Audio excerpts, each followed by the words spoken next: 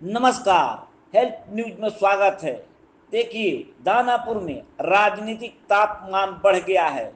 पार्टियों द्वारा आरोप प्रत्यारोप का दौर शुरू हो गया है। ऐसे में राजद के प्रदेश प्रवक्ता मधु मंजरी सारिका पासवान ने कहा है कि एनडीए लोकतंत्र की हत्या कर रही है। गृह मंत्री अमित शाह की सभा के लिए हमारे नेता तेजस्वी यादव की सभा नहीं होने दी गई, कार्यक्रम की अनुमति नहीं दी गई। साथ ही एक चुनावी सभा में भाजपा प्रत्याशी राम कृपाल यादव द्वारा दही गोप की पत्नी को लेकर मासूम जवानी शब्द का इस्तेमाल करने पर घेरा और इसे एक महिला का अपमान बताया। देखिए, मधु मंजरी और सारिका पासवान इस मामले में क्या कुछ कह रही हैं। मैं यहाँ की लोकल हूँ, इसलिए मुझे पता है कि यहाँ का क्या समीकरण बनता है और किस तरह का लोगों का जो सोच है, या फिर लोकल होने की वजह से मैं रितलाल यादव जी को भी जानती हूँ और दूसरी पार्टी जो है, जो बीजेपी से लोग खड़े हैं या पूर्व के जो यहाँ की विधायिका रही, उनको भी मैं जानती हूँ।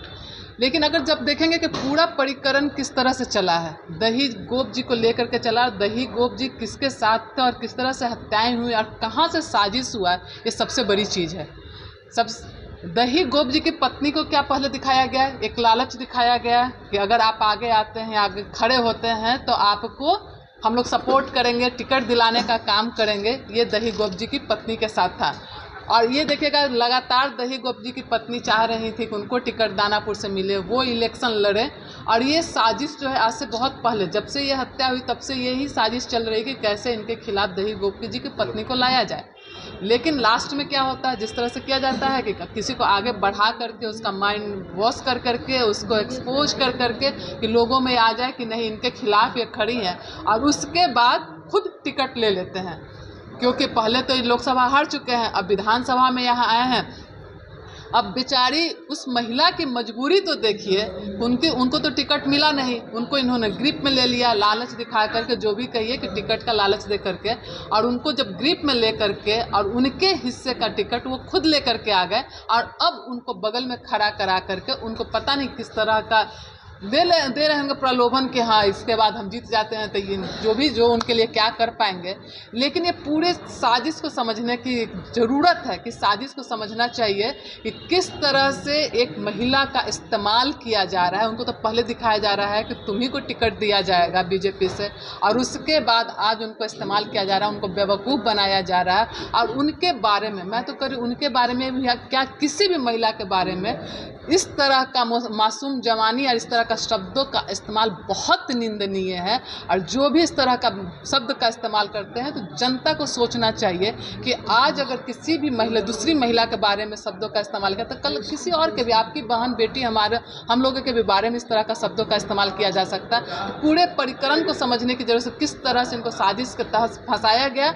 और दही गोप की पत्नी को एक स्वर्ण सपना जो होता है ना, मुंगेरी लाल के हसीन सपने दिखाकर उस सपने को तोड़ करके उस जगह पे खुद बैठ गए हैं, और आज उनकी जगह पे खुद आकर के उनको बेवकूफ़ बना रहे हैं और उनसे जो अनर्गल बयान दिला रहे हैं। तो दानापुर की जनता, मुझे लगता है खास करके जानती है कि किस तरह से दही गोप की पत्नी का इस्तेमाल किया जा रहा है और उनसे वोट टर्न कराने के। लेकिन दानापुर की जनता, रितलाल यादव जी पिछले बार भी थे यहाँ के विधायक, काम किए हैं और आगे भी काम करते रहे हैं।